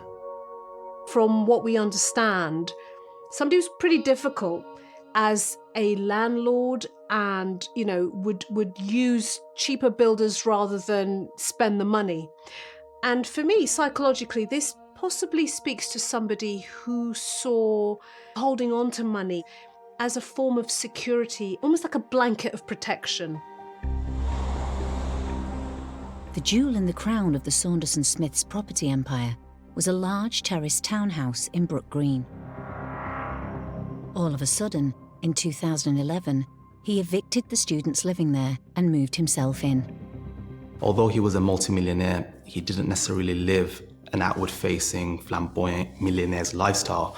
Rather, he was quite recluse, clandestine, and kept a very low profile.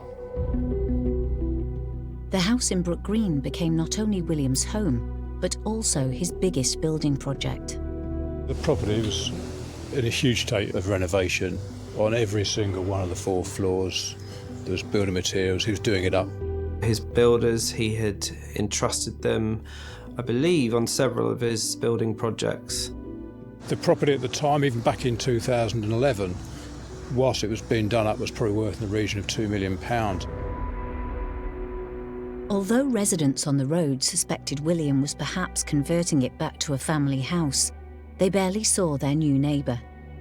To some people, he was William Saunderson-Smith. To others, he was simply known as John, his middle name. Being a local landlord kept him busy. He took a lot of money in rent.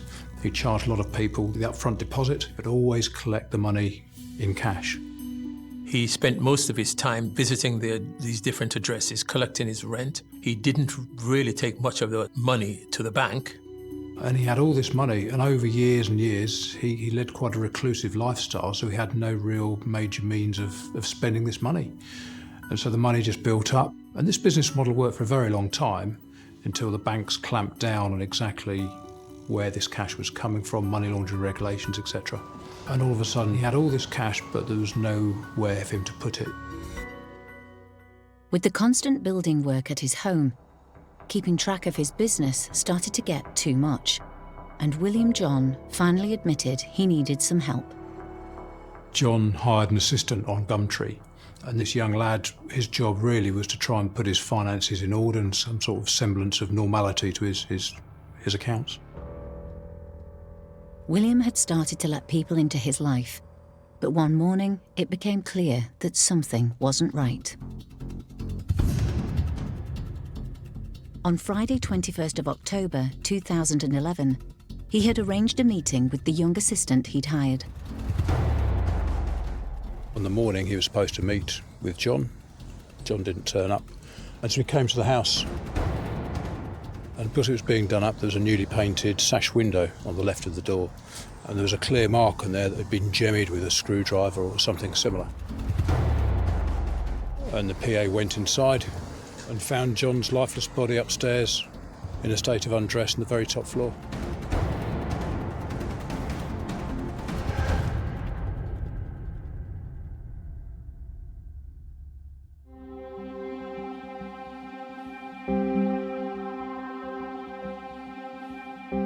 On Friday the 21st of October, William John Saunderson-Smith had been discovered in the attic bedroom of his 4-storey house in Brook Green, London. I was informed on the late Friday evening that William Saunderson-Smith had been found battered about the head in his attic room. He was naked from the waist down. It would appear as if there was obviously a struggle in his attic room at the time. Therefore, that's where we started the investigation. Detective Chief Inspector Howard Groves of the Met's Homicide and Serious Crime Command was appointed as the senior investigating officer on the case. I visited the vicinity of the crime scene, but I didn't enter the crime scene. Sometimes when we watch television programs, we see the detectives in the murder scene walking around, picking up items and drawing crayon markings around the body and all those things. In reality, it doesn't happen like that. I don't want to go into a scene and contaminate it. Once the investigators, in terms of forensics, have completed their job, then I would go into the scene. Detective Inspector John Finch was also on the team. In the initial stages of a murder investigation, it looks like organised chaos. Everybody's got a job. You appoint your exhibits officers, your family liaison officers, house-to-house, telephones officers. Everybody's got a job. To an outsider, it might look a bit disorganised. But we held a team meeting, told everybody what we knew at this moment in time, set everybody their tasks, and they set about investigating the murder. There wasn't any shops. It was just completely residential street. So did any neighbour hear or see anything unusual? A lot of people nowadays have CCTV on their front door, but it's still able to see the street sometimes from that. We knew that although it was a residential street, within 20 yards of that junction, there was a main road. And therefore, there should have been CCTV that would have either shown vehicles entering or leaving. William lived alone, and there were signs of a break-in on one of the downstairs windows. What was immediately obvious was that, judging by the freshness of the blood and William's injuries, he had been killed in the last 24 hours. The unusual thing about this case from the outset, I remember saying to my staff, we've got a whodunit because we knew where it happened and we knew roughly when it happened in terms of time, but we didn't know who committed the offence and why. So it was going to be taxing and demanding on us. With so much police activity in the area, word soon spread. I think someone had tweeted me that there was quite a lot of police activity. Our offices were only a couple of minutes walk away, and I remember talking to officers to find out exactly what had happened, and the early kind of answer was that someone had been killed in the building. When we started investigating, we realised it wasn't going to be quite a straightforward murder investigation. One of the first things you do in a murder investigation is do your house-to-house inquiries. When we spoke to one of the immediate neighbours, they said that they heard sounds that they believe was people running up and down the stairs in the early hours of the morning, and that itself was very out of character and strange. As police began to look into William's life, it became clear he was a bit of a recluse and had few friends in the area. We had difficulty in identifying any next of kin. That took us some 3 weeks before we could identify someone. Normally when you have an investigation, you will have a family liaison officer that is assigned to the family to keep them updated on the investigation. And we had to use a friend to do that because we couldn't identify a family member. And even that friend hadn't seen him for about 2.5 years. So we had some significant issues in trying to build up a better profile on the victim's lifestyle. Police hoped they could find some forensic evidence at the scene that might shed more light on William and his killer. Literally, to begin with, we had John's lifeless body on the top floor and not an awful lot to go on in the initial stages. It took us a few days after the officers had obviously been at the scene doing their forensic work that we managed to lift a finger mark on the sash window at the front of the premises. But that didn't necessarily take us forward at that stage, because I remember saying to my staff, well, that finger mark may very well be from the victim. He could have easily been locked out of his address and tried to get in through the window recently. We knew that the finger mark itself was fairly recent, days old, not weeks old, which was good for us. But we knew until we actually were able to eliminate the victim, then the question would be, if it's not his, then who else is it? A logical theory at the time was that William might have interrupted a burglary in progress before he was beaten to death. But searching the property further, police had made a surprising discovery. Inside the house, it really was a building site. William was living on the upper floor, but importantly and interestingly, in the house, we very quickly found large sums of cash. There'd be £1,000 here, £1,000 there. He would just put them in shopping bags and just throw them into a corner in his living room or his dining room. And that's something that neither myself or my team had ever come across. You can sometimes go to someone's address and you can find money in a drawer, in a wallet, or in a jacket pocket. But you don't tend to find thousands and thousands of pounds just lying around in bin liners or shopping bags. Howard and the team concluded this must be collected rent money from William's properties. Before moving into his current address, William had been living in Fulham. A search of that address also revealed tens of thousands of pounds just lying around. So that was very unusual. But that also brought with it certain issues that the team had to deal with, because from the moment that they informed me that they had found that significant amount of cash at both addresses, they had to stop what they were doing. I've never seen anything like it. In total, we found over £350,000 in cash just lying around in uncounted bundles, an astonishing amount of money.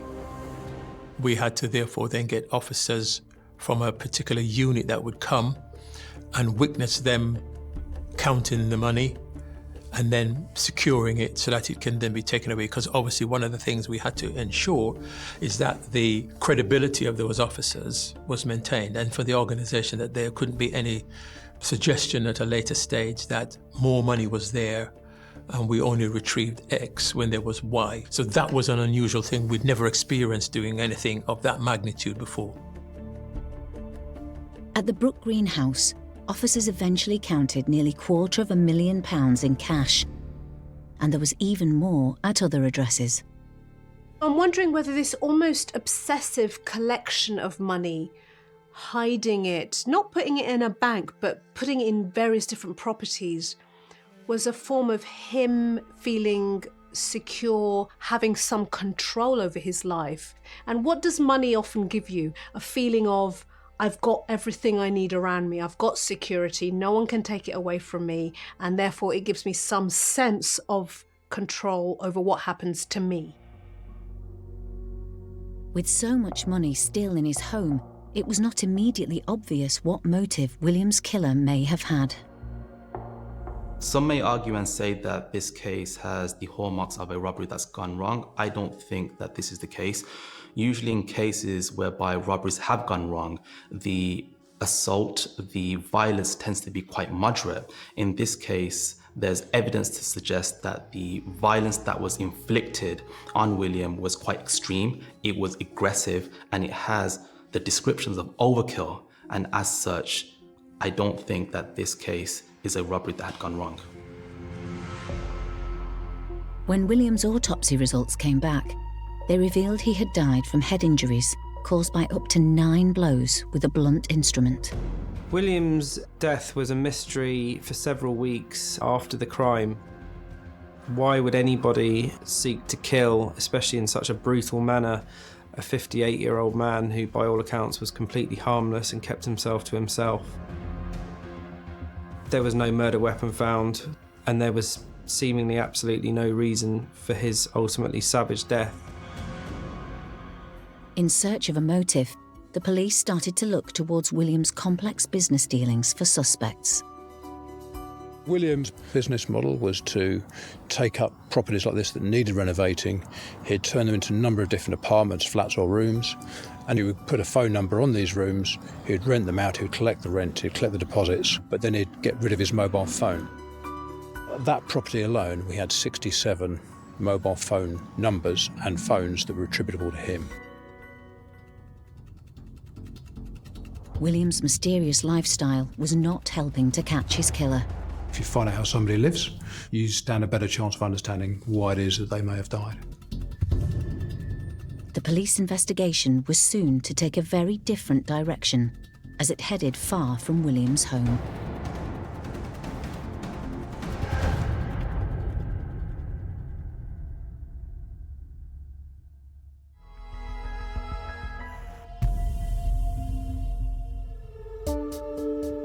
In October 2011, the Met Police's Homicide and Major Crime Division were investigating the murder of reclusive property multimillionaire William Saunderson-Smith, who had been found battered to death in the bedroom of his London townhouse. For the first couple of weeks, we didn't have a suspect, there was nobody arrested.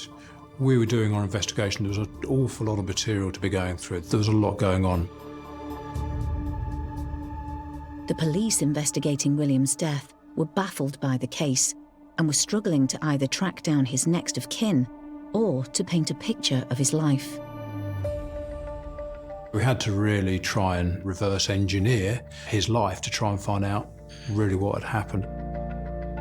We understood from one friend that we could find that he was gay, yet we didn't really have any other understanding of exactly what his private life looked like. So to begin with, we had a number of different strands that we needed to look at to try and find if there was some sort of motive. Even keeping track of William's phone contacts was a struggle. I've never had a murder investigation where you've got 67 phones attributable to one victim. There was no phone that was particularly identifiable to be his current phone. All these phones just scattered around the 4 floors of his townhouse.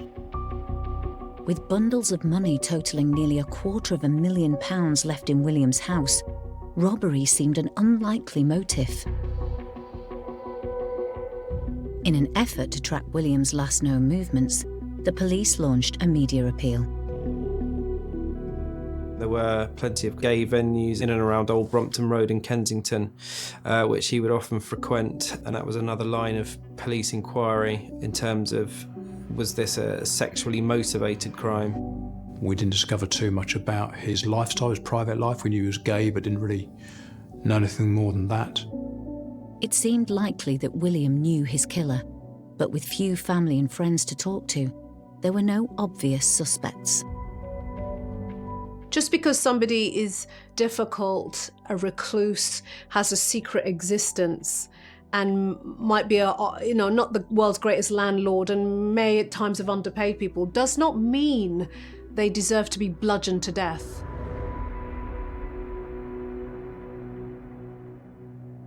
William had a number of enemies, upset a lot of people in his day-to-day dealings, whether it was his tenants that he hadn't given their money back, whether it was builders that he had disputes with or hadn't paid.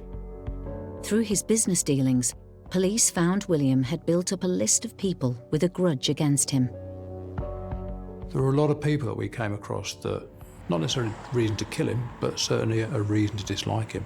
People who really didn't have any warm words to say about John, and that's a bit sad. And that made our investigation a little trickier. Finally, the police got a break. They managed to get hold of footage from a nearby hotel security camera that showed the comings and goings in and out of Williams Road. It's a one-way street, and down at the very end of the street there, before it hits the main road, on the left-hand side there's a property there, and that had CCTV, and that turned out to be pivotal in our investigation. So on the CCTV, we saw 3 people. It was quite a mild evening, but in the early hours of the morning, we saw 3 people that were dressed almost for winter, with their jackets done up and their collars done up, and the caps and hoodies up, hanging around, and that was quite unusual. Also on that CCTV, we saw one car in particular that seemed to just go round and round and round the area about a dozen times in the hours leading up to the murder. And this was a gold-coloured Land Rover Freelander and had a big dent in the side, so it was hugely identifiable for our purposes. It was good enough to tell us that at a certain time during that evening that a vehicle had driven into the road from the opposite direction. At least 2 to 3 people had alighted the vehicle. 1 person remained in the vehicle, and we surmised that that person was probably acting as a lookout, and that at least 2 other people then went in the direction of the victim's address. The footage was too grainy to identify faces or the car's number plate, but the police now knew they were potentially looking for not just a killer, but killers. And the painstaking analysis of William's hoard of cell phones brought another breakthrough. There was an awful lot of material to be going through. There were 67 mobile phones, and when we're going through those phones, we don't really find much on any of these phones. There's the phone calls, of course, but nothing else that's significant that leads us in any particular direction until we get to the very last phone, the 67th phone. And there's one text message on that phone that shows a little bit of emotion. It says, "How are you doing? ? Many kisses." This was just a text in isolation, 2 months old, and we thought, is there a relationship between the victim and the person whose this text message has been sent to? So the alarm bells came up for us in terms of thinking, does this have some significance, some relevance to the investigation? It wasn't difficult for us to then establish who that particular phone number belonged to. William had sent the text to a Polish man called David Reimar, someone who also knew William as John. David Reimar was already a name that was in our system as a builder that had done some work for John in the weeks leading up to his murder. And so straight away, we thought, well, let's have a little bit more of a look at David Reimar. Could David Reimar be gay? Could he be a boyfriend of John's? We don't know. So we started looking at David Reimar, and that's really when the investigation took a significant turn. We were able to establish where he lived. Officers visited that address. They weren't able to find him, but what they were able to establish is that Reimar hadn't been seen at that address for at least 2 days. His girlfriend hadn't seen him, neither had the landlord, and that was out of character. We'd normally see him at the address. His girlfriend would have spoken to him. So yet again, the lights are flashing for us in terms of why is this individual disappeared all of a sudden? David Reimar lived in Acton, not far from Brook Green. But as they had his number, the team could access and examine location data to see where and when his phone was used. His phone was in the Hammersmith area at the time of the murder. So what we then said was that he's one of those 3 individuals outside in the early hours of the morning when we think William was killed. And when we looked at his phone, he'd made phone calls as well, also in that area at the time. And he had made 2 phone calls in particular to Milosz and also to Mugiewski. Mugiewski worked at a bus garage locally, and that's where he knew Mr. Milosz from as well. So it was these 3 guys that became our prime suspects. The suspects were Polish. They were builders by profession, and we believe that the victim had obviously used them because it was cash in hand. But we don't believe that the relationship with them was anything more than casual labor. They weren't someone that he had been using for years and years and years and had built up a significant rapport with. They were just people that he'd called upon on occasions to do particular work for him. The builders would have known about him because they would have been in close proximity within a professional capacity. They worked for William on an ad hoc basis.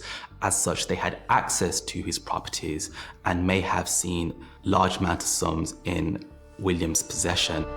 Homicides in the UK tend to be a characteristic of a close proximity between victim and offender. When we let new people into our lives, we look for reassurances they can be trusted from family or friends. William, however, had few people in his life, so when he opened his door, he was letting in strangers.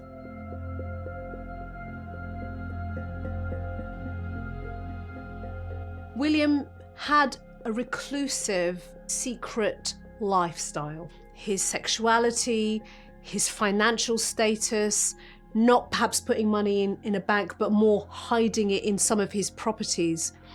And I think this then builds an image of quite a mysterious character. Now, if you think about it from the point of view of outsiders coming in, they may have a sense of secrecy. They may have a sense of, you know, this guy's underpaying us, but he seems to have a lot of money. What's going on with him? And this may give it a different potency in their eyes. How much money has this guy got, and can we get something out of him? Winding back the hotel's CCTV footage to earlier on in the day of William's murder, the police could see 3 men arriving at the house, presumably to do some work for him. They did a recce of the address before.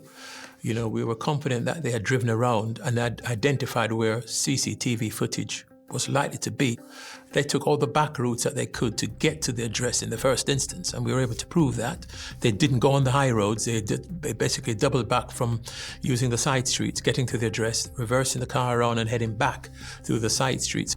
We were able to show that the 3 phones for those 3 individuals were all in a particular area at a particular time together. So they weren't at 3 different locations across London at the time the victim was attacked. They were all pinging close to the victim's address. The CCTV also showed William leaving his house. We found footage that showed the victim leaving his address and visiting a timber yard to get some items from there.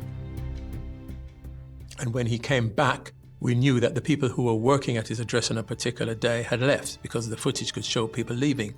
So we wondered whether he had been deliberately asked to go away from the address to allow them to take away the money. Whatever the men took, they obviously decided it wasn't enough. On reflection, once they had left the address, they probably said to themselves, well, hang on, if we found that money, there's probably more, and hence the reason why they decided to come back. So it was greed. They returned later that night by car, waiting for William to go to bed. We noticed a Land Rover Freelander car, and this gold-coloured Freelander had a big dent in the side. Went past the property about a dozen times at the time of the murder, just before. And we managed to link that car to Mr. Bugievsky. He owned the car. So what we're saying is that Mr. Bugievsky took the other 2 to the murder scene. All 3 went in. They all came out, and then they made good their escape in Mr. Bugievsky's Freelander. We were able to map where that vehicle went afterwards, and as a result of that, identify addresses where at least 2 other suspects resided at. Using mobile phone data, the detectives continued to track the movements of the suspects immediately after the time William was killed. Importantly, David Reimar left the country from Victoria Coach Station within hours of the murder. He had taken the first coach from Victoria Coach Station to Paris. Bugievsky followed suit, leaving on a later coach to Paris to join up with Reimar. There were photographs taken of them at the Eiffel Tower. We knew that some of the purchases that they'd made was more than likely would have been done by the money that they had recovered from the address. The evidence police were gathering was pointing at William's builders, but finding them was going to be a whole new challenge. It's all good having all that information and that evidence, but it was about apprehending those individuals now, because we still had 3 suspects at large. We had 3 prime suspects that weren't in this country. And then the question for me as the SIO was, how do we get them back?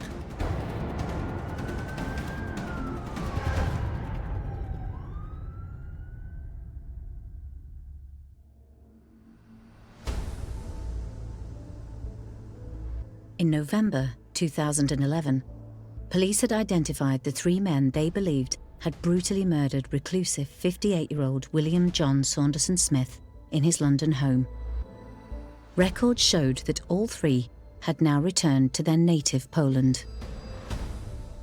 Normally, you'd be thinking about getting a warrant for them to come back, but that is a quite protracted and time-consuming process. And you know that the longer it takes you to get letters of request and for you to get the authority to get the warrant for them and then that to be executed, they could have easily well have moved on again from Poland and gone to another country. It was 4 weeks since William had been murdered when Howard and the team discovered two of the suspects, Bugiewski and Midlars, had returned to the UK. Having escaped to Poland and then thinking that the coast was seemingly clear, they returned to the UK, but little did they know police were already on their trail. I think most certainly Mr. Bugiewski and Mr. Mulas, they had no idea that we were onto them. And I think they felt it was safe to come back to the UK. And they came back and they were wrong. Police arrested the pair in their homes on November 18th, 2011. 38-year-old Slavomir Bugiewski was charged with murder. A week later, on November 26th, Ireneusz Midlars was charged with the same. Bugiewski's car was also seized. We did some forensic work on it, and we were able to recover at least 2 bloodstain marks within the vehicle of the victim. So that in itself was significant evidence, because we were then going to be able to say, why is the victim's blood in this vehicle? There's no reason why he should have been in it. Not only that, but there was a mixed profile within the victim's blood of one of the suspects, which would have indicated that at the time of the attack, one of the suspects must have attacked the victim.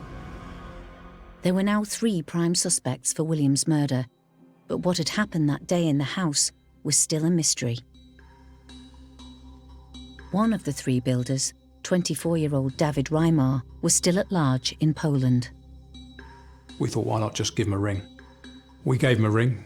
We knew he was quite an overconfident, arrogant chap. And we said to David, look, we're investigating this murder. We know you know him. Can you come back, please? We want to have a talk to you about it. And he said, yeah, okay, I'll come back to the UK. I couldn't believe that he'd agreed to it. And I thought, well, maybe he's just going to go on the run now in Poland. But we bought him a plane ticket, and he got on that plane. And then when he came back to the UK, he was arrested off the plane.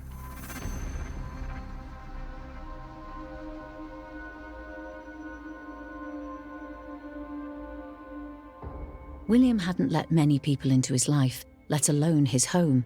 But when he did, it seemed they had betrayed his trust in the worst possible way. There's a notion in criminology known as the ideal victim, and the ideal victim is often vulnerable. And some of the vulnerabilities that William had in this case was wealth. The police wanted to make sure the murder charges stuck. When they questioned David on his return to the UK, he gave nothing away. He said, yes, I knew John. I'd done some work for him in the past as a builder. He didn't pay particularly well.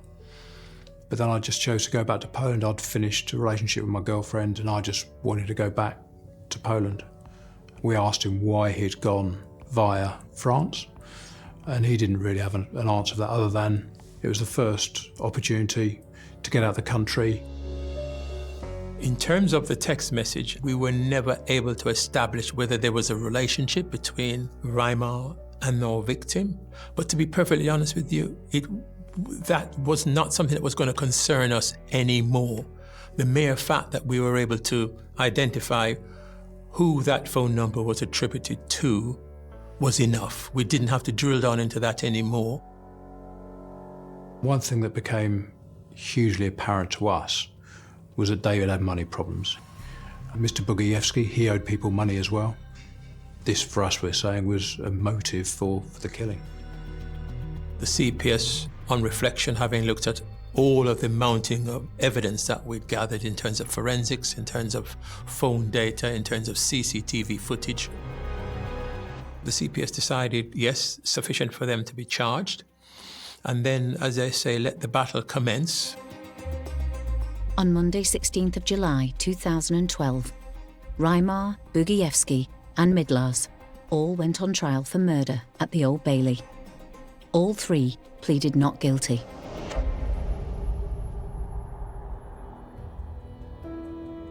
The victim received at least 9 blows to the head and what we would have described as a blunt instrument. So it was a vicious attack. The aim was to kill. It's as simple as that. Any trauma to the head can be fatal, regardless of force. The killers would have known this. He was brutally beaten to death. This was one of the most shocking murder cases that I covered in my 4 years in Hammersmith and Fulham. Police were flummoxed at first, and it was such a violent crime and such a senseless crime. I think this was a question in terms of why would they decide to attack him like that. It could have well have been frustration. He wasn't prepared to tell them where the money was. They were probably convinced that there was more money there. They had taken time and effort to go back to the address, probably thinking that they were going to find more money. And in the heat of the moment, they probably were frustrated and just decided to attack him. Forensic evidence showed to the court revealed David Reimar's finger mark was on the broken window at William's house, and the blood found in Bugievski's car was David and William's mixed together. So when Mr. Bugievski came back to the country voluntarily, he had said he had taken a taxi to Victoria Coach Station. And interestingly, the taxi driver that we spoke to remembers that Mr. Bugievski had a roll of what he thought was about £1,000, and that he had no idea of how much to pay the taxi driver. And these were important facts for us that we were able to present to a jury. In their defence, each of the accused tried their best to explain the evidence. Reimar was asked why is it that his blood was found in a mixed profile with that of the victim. And his defense was that he was attacked by the victim on the night in question, and he was defending himself. I think the jury discounted that very quickly and said, well, it's at least 2 of you attacking him and there's 9 blows to the head. There can be no justification for that. They shouldn't have been in the property in the first place. Interestingly, I remember, though, that when we were going through how much money was at the house, and there was a big bundle, a black bin liner full of cash, just by William's head. And when we told the court how much money was in that, there were tens of thousands of pounds in there. You could see all 3 suspects sort of rolling their eyes if say, we've missed that.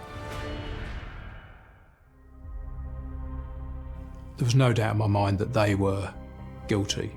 But at that particular point, I knew beyond all doubt those guys had done it, and the jury agreed. On August 10th, 2012, after a 4-week trial, all 3 men were convicted of the murder of William Saunderson-Smith and jailed for life to serve a minimum of 30 years. There was a definite sense of justice being done in the courtroom. The detail of what they put William through really was truly horrific, and they deserve every single day of their sentences. It was also a relief for the community, knowing that the 3 suspects were no longer at large. The only family of Williams that the police had been able to find was the cousin he'd grown up with. He would normally visit them at Christmas. He would always bring presents. He was quiet, but he was a loving individual. William's story is incredibly tragic and painful because you've got somebody who is a recluse. Perhaps he may have issues around allowing people to get too close to him, so compartmentalised his life in quite a complex, complicated way. And what a terrible, tragic end to his own life. I think his family, as any family, would struggle to come to terms with William's death, the brutality of it, the senselessness of it, and I'm sure to this day they still miss him. William had tragedy in his life from a very early age, and sadly, it ended that way too.